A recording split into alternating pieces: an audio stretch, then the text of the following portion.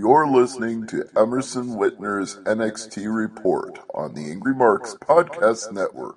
Good morning, good afternoon, and good evening. My name is Emerson Whitner, and this is your NXT audio update for Wednesday, November 18th, 2015. And I gotta kick things off with a phrase I have not said in a very long time. NXT was a bad show this week. The matches were bad, the audience was dead for most of the show, and Corey Graves wasn't even obnoxious enough to be noticeable. There was almost nothing to enjoy on this show. But we'll get into it here anyway. We started things off with what I thought would be the worst match of the night. In fact, actually, it was at the end of the day, but it had some competition. Nia Jax took on Carmella. This is Carmella's first appearance since her boys Colin and Enzo were attacked and taken out by Dash and Dawson a few weeks ago. And I want to point out, after 14 months of being aligned with the most charismatic man on NXT, no one cares at all about Carmella. Carmella looked hideous in this match. I don't know if she just doesn't know how to bump. I don't know what's going on, but she could not bump to save her life. Every time she took a move and had to land, it was like she was on the side of her body was falling to the mat. Even when Nia did the move where she's a big girl, she runs over Carmella, Carmella fell into the ropes. So yeah. Nia used that jumping bear hug that is so much cooler than her actual finish, but Carmella turned that into a front chin lock. Nia missed a jumping sitting splash, but she caught Carmella on a move and hit her standing Uranagi, hit the leg drop, and won. It was not Eva Marie bad, but bad nonetheless. Alexa Bliss was backstage, and she said she's tired of hearing about the Iron Man match at TakeOver, and now tonight she's going to take Bayley's championship belt from her.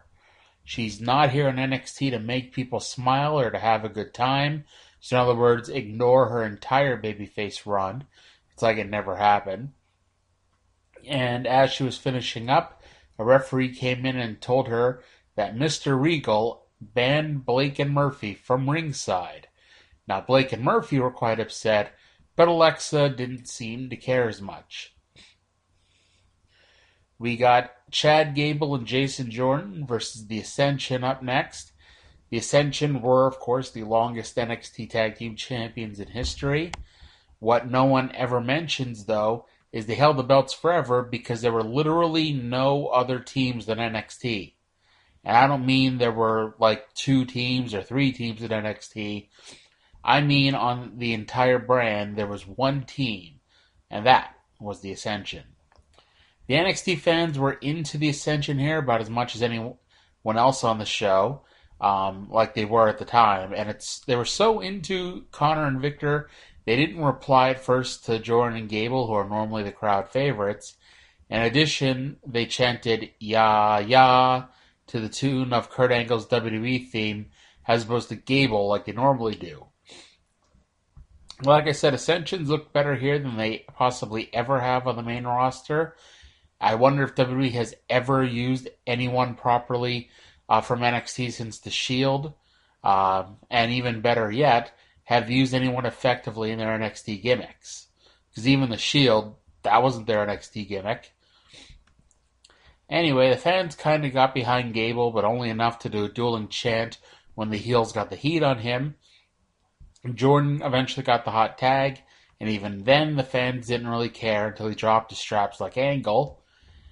Victor at one point hit a beautiful flying knee from the middle rope on Jordan, but Gable broke it up and hit a flip dive onto Connor on the outside of the ring.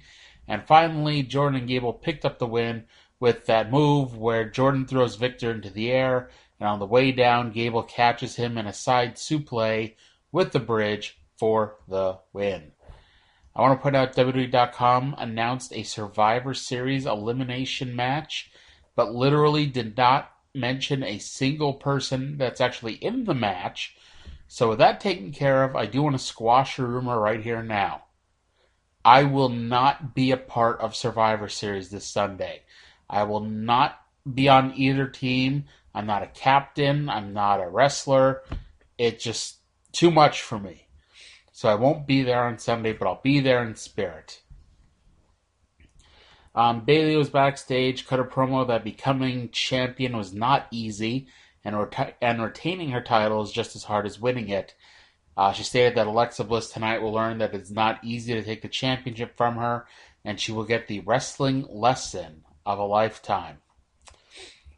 Emma came out for the next match, going one-on-one with a pretty girl with dark hair. If you have no idea why I said that, consider yourself lucky. Anyway, the opponent was Mary Kay, who they didn't bother to mention the name of until more than a minute into the match. And honestly, this match was so bad, they should not even have bothered. They didn't even need to air it, to be honest. The match was better than the opener, but not by a whole lot. I don't know if Emma was ever any good, or I'm just, remembering things really differently. But she just looked bad in this match. And she eventually won with a version of the curb stomp and the Emma lock. Baron Corbin cut a promo stating that he challenged Apollo Crews to a match at TakeOver London. They announced that next week Dash and Dawson will be challenged by the Vaudevillains for the tag team titles, which led to a wacky tag team match with Dash and Dawson versus Corey Hollis and John Skyler. Much to my surprise, Hollis and Skyler were introduced on TV. The story of the match, though, was that these four men faced off years ago before any of them were ever in WWE. This was a extended squash match. It's like somebody in the back realized the show was going short, and so they suddenly alerted these four to go forever, but didn't want the heels to get any offense at all. Well, actually, not the heels, the babyface to get any heat at all. It went on forever and ever and ever and ever and ever and ever and ever and ever. And they destroyed Hollis's knee. And they used moves on Hollis's knee. And they twisted it. And they turned it. And they elbowed it. And they dropped a knee on it. And they did other stuff to it. And they tried to make him run, but it couldn't run because his knee was hurt. And then, finally, he made the hot tag to Skyler. Skyler got so freaking excited, he ran into the ring and immediately got hit with Dash and Dawson's finisher for the win.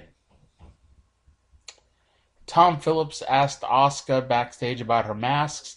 Before she could say anything, Dana Brooke interrupted and said that she's still offended that Asuka patted her on the head.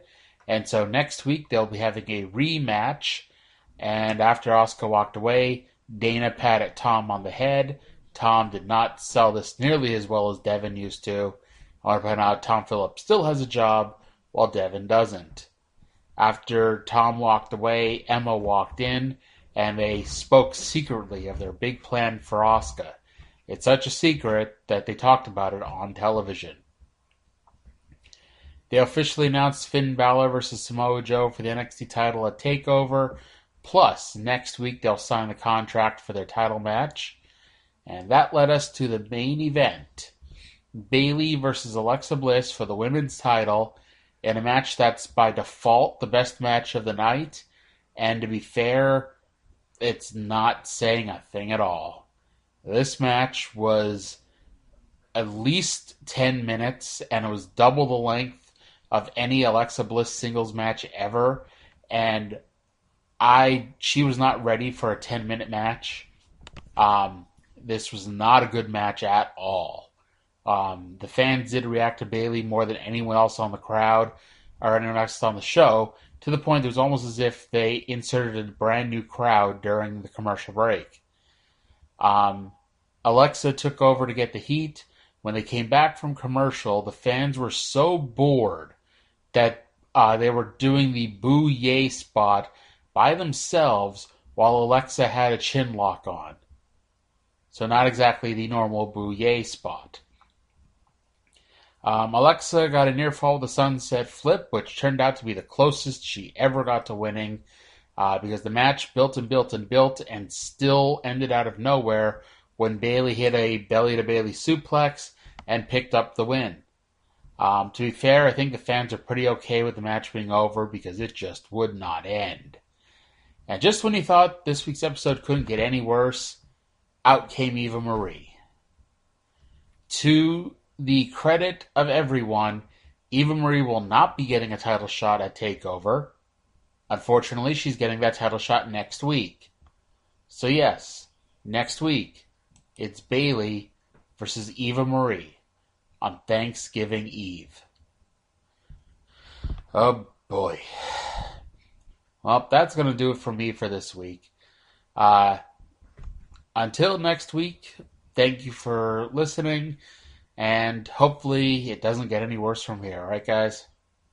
You're listening to Emerson Whitner's NXT Report on the Angry Marks Podcast Network.